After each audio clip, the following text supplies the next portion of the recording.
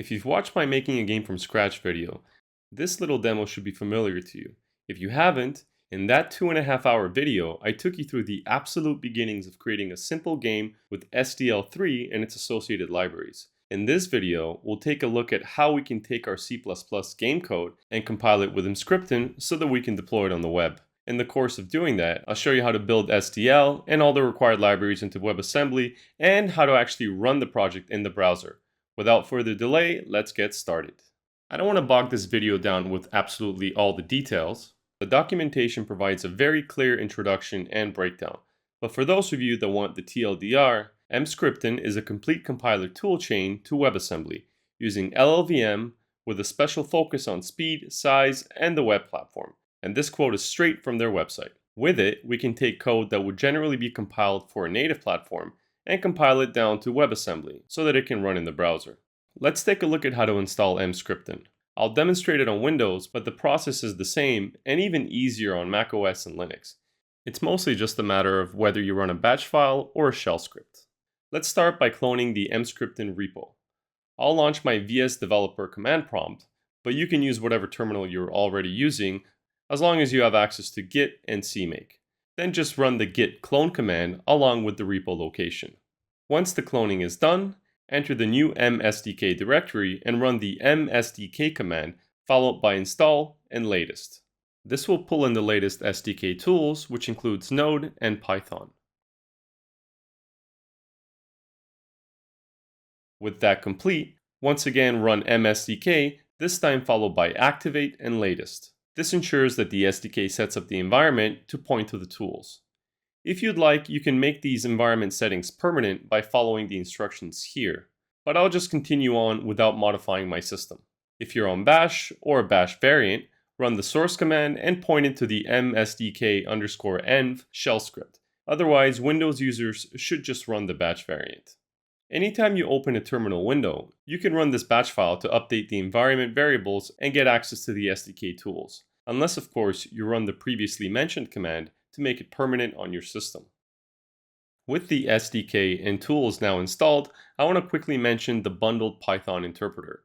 This setup process doesn't add Python to your path, so unless you already have a recent version of Python installed, you won't be able to run Python directly. If you look at the installation directory, there's a bundled Python installation that we can tell our system about and use directly. On Linux or Mac, I'd recommend just installing and using the system Python. On Windows, you can install it how you wish, but I'll show you how to use the bundled one if you want. Head to the environment variable settings in Windows, scroll to your path variable, and add an entry pointing to the Python path we just looked at.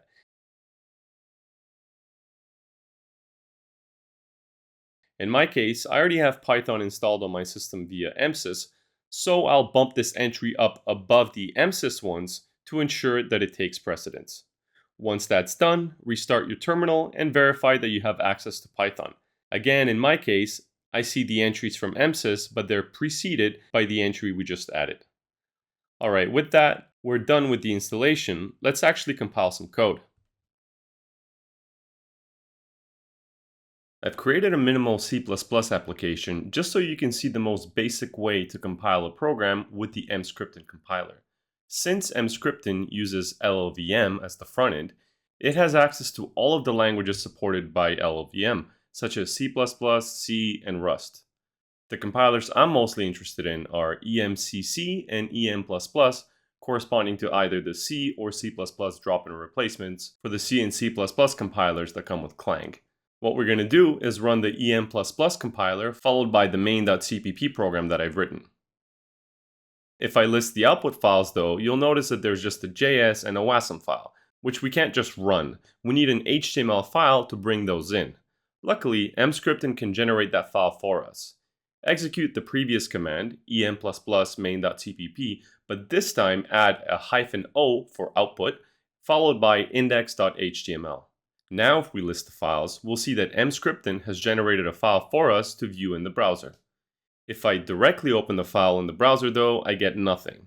And if I open the DevTools in Chrome, you'll see that there's a CORS error when it's trying to bring in the WASM file. This is because the browser doesn't like to just load files from disk directly like that. It prefers that files are sitting together on the same domain served by a web server.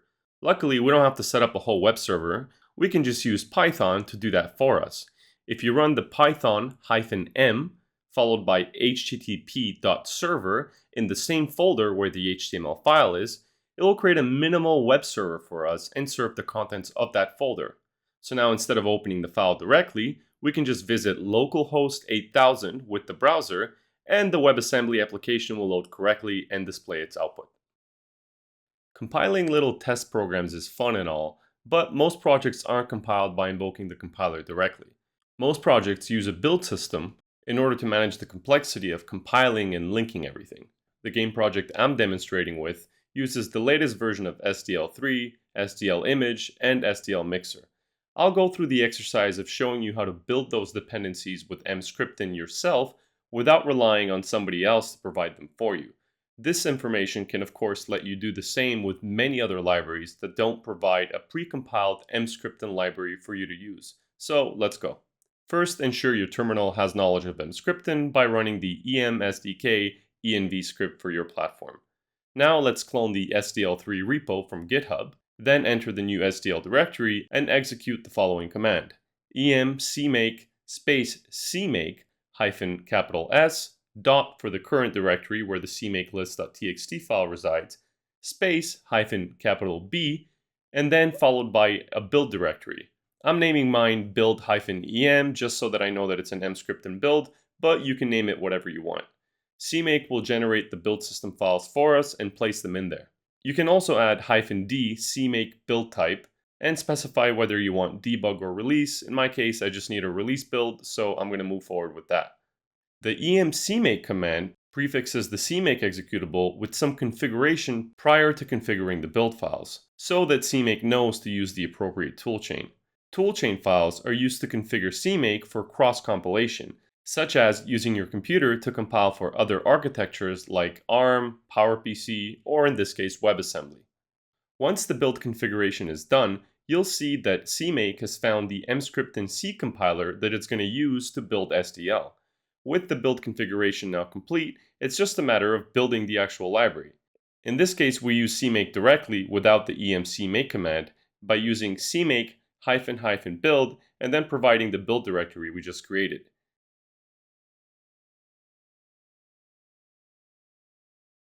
Now that the library has been compiled, let's install it as a package so that we can link against it later when we build everything else.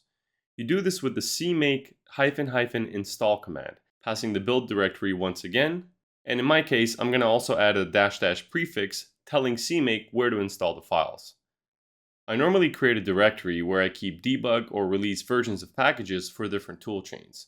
This way, when linking against multiple packages, I can just point CMake to this one folder and it can find everything it needs in there. This is a lot like how people install libraries using package managers on Linux or macOS, except on Windows, I pick which folder contains the files. If you actually look in the directory where the files were installed, it looks a lot like the standard paths you find on a Unix-based system. You have your include directories, your lib directories, and so on. With the SDL3 library now installed, we can move on to compiling the other libraries. The process is the same except for SDLmixer and SDLimage, we'll be telling CMake to look for SDL3 in the package directory we just created. First, I'll clone SDLimage and run the build command. Normally, when you tell CMake where to find some installed package for linking, you'd use the CMake _prefix_path variable and give the path. Though there seems to be a problem when using emcmake and the CMake prefix path variable doesn't make its way properly to CMake, so we can't use that. It's a shame, but we can easily work around it. We can instead pass a different variable explicitly specifying where to find SDL3. This is a convention with CMake. You take the library name, in this case SDL3, and add an underscore and then dir, then pass the path to the location where the CMake package files are. Notice on the screen that CMake failed to find the SDL3 library with the normal CMake prefix path variable. So I'll give it the path directly to the location of the SDL3config.cmake file. This file is what helps CMake locate all of the required headers and include files. Normally, this file will be found for you automatically when you provide a path with the CMake prefix path variable. But in this case, Like I said, we just have to provide it directly. With the library path now provided, SDL image can now link with the SDL3 library we just compiled and installed. Now we can just run the CMake build command and then install the library to the same location where I installed SDL3.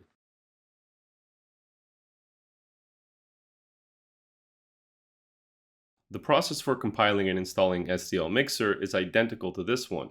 Clone the repo, configure the CMake build, compile and install. So I'll spare you the boredom of hearing those details yet again.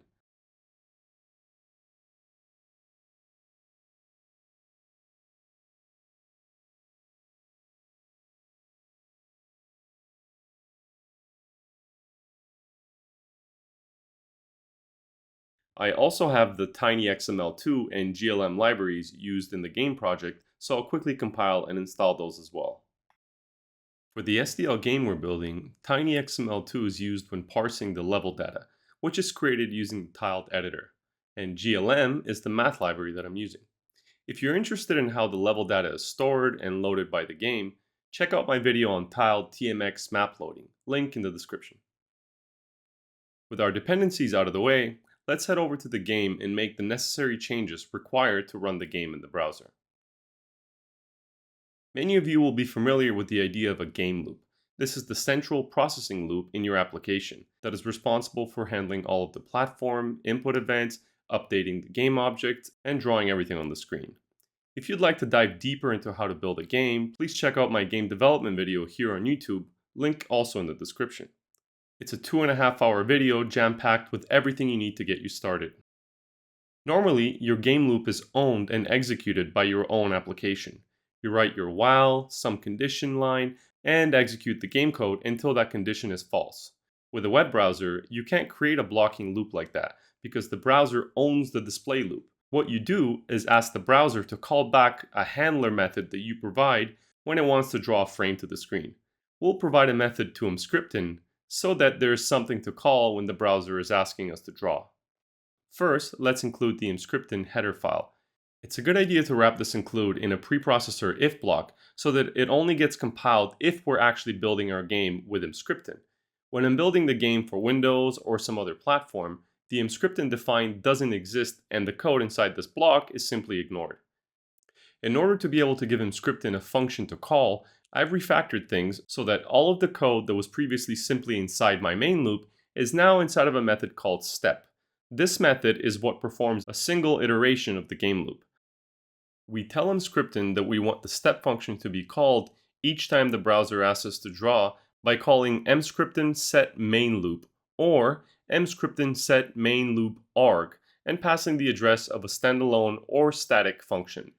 This can't be used to directly call a class member method, but there's a workaround that I'll show in a minute. This method also takes the requested FPS, though you should pass 0 here in order to let the browser dictate the rendering rate. It also has a parameter called simulate infinite loop, and it should generally be set to true. When set to true, it tells Emscripten to generate an exception after the code inside your function has executed in order to unwind the call stack and give control back to the web browser. This way, it can prevent any code after your loop site from being executed prematurely. If we set this to false, the application will just execute past the call to Emscripten set main loop and just end. In short, you should always set this to true unless you have a very good reason not to. Finally, you can call Emscripten cancel main loop at the end of your program to ensure that this callback stops. Now for a real example of how this works, let's take a look at the actual engine code used in my game and see how Emscripten is set up. First, we see the header file being included, just like I described a minute ago. Then, if we scroll down to where the main loop is executed, we can see almost exactly what I described. In this example though, step is a private member function, so Emscripten can't actually call it directly. So instead what I've done is created a static trampoline member function called miterate, which Emscripten can call. This static member method in turn calls the private step method on the engine object. You can see how the engine object is passed as user data to the Emscripten set main loop arg function, and is then static casted back to an engine pointer from a void pointer in the body of the miterate function. Once the application ends, the engine destructor is called, and we can tell Emscripten to cancel the main loop execution before doing our own cleanup. Let's also quickly take a look at the step function, so you have a better idea of what it actually is. Like I said previously, this is everything that was previously sitting inside of the main while loop. It's responsible for handling all of the platform events, key input, and then running all of the systems that the game is composed of. Don't worry if this code is unclear, it's not important for this tutorial, but I'll be releasing another video very soon describing how I've architected the underlying game engine, so if you're into that kind of thing, please subscribe to get notified. In order to be able to load the resources for the game, such as images, sounds, and map files, we need to create a .data file, which is a merged bundle of all of the files in my game's data directory. This file is loaded by Emscripten at runtime and is mapped to the browser's virtual file system, so the WebAssembly can do file I/O when our game runs. Taking a look at the CMake list.txt file, where the game target is configured, you'll find a typical setup listing the source files for the game. This isn't everything, since the game is split into two separate builds, an engine and a game. I'm only showing the game build, since the other isn't relevant for this video. Notice the block at the bottom of the file that checks if we're building with Emscripten. Inside this block, the first important piece is this. I'm telling Emscripten that I want the data file to be created using the contents of the data folder at the root of the entire project, where the root CMake list.txt file is. The @/data portion states that I want the contents inside that directory to also map to a directory called data at the root of the browser's virtual file system. In essence, the paths stay the same, whether I'm running the exe from the root of my project natively, or if I'm running it in the browser. The Emscripten docs go into quite a bit more detail on handling the file system, but for most use cases, this setup works great. The next thing to call out is this line. If you recall from earlier, by default, Emscripten only produces the WASM and JS files for your project. When invoking the compiler directly, we have to provide an argument for the -o parameter in order to get the Emscripten compiler to produce an HTML file for us. When using CMake, you also have to specify a different file output type. We do this by setting the CMake executable suffix variable on the CMake target. This ensures that the build is configured to produce an HTML file, which we will later be able to find in our build directory. Finally, we're ready to compile and run the game in the browser. I'll open up a terminal window, ensure that the Emscripten tools are on the path, and go into the game project folder to tell CMake to produce an Emscripten build. Notice that I'm passing the required variables to tell CMake where the libraries we compiled earlier are.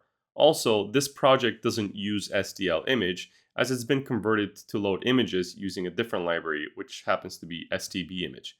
This is why I'm not providing the path to SDL image. I showed the compilation of SDL image earlier because most people will use it, and I wanted to make sure that I had it in this video.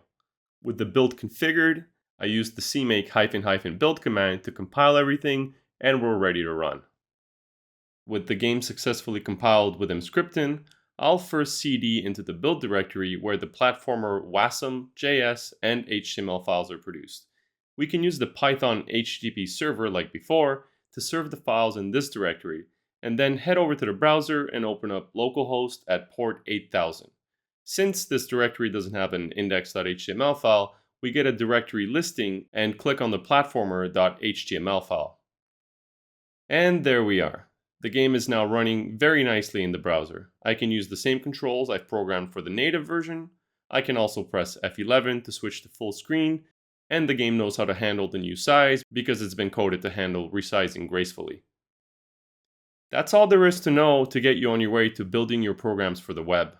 I hope you found this video useful, and as always, don't forget to subscribe, like, comment, and support me on Ko-fi. Link is in the description. Thanks for watching, and see you in the next one.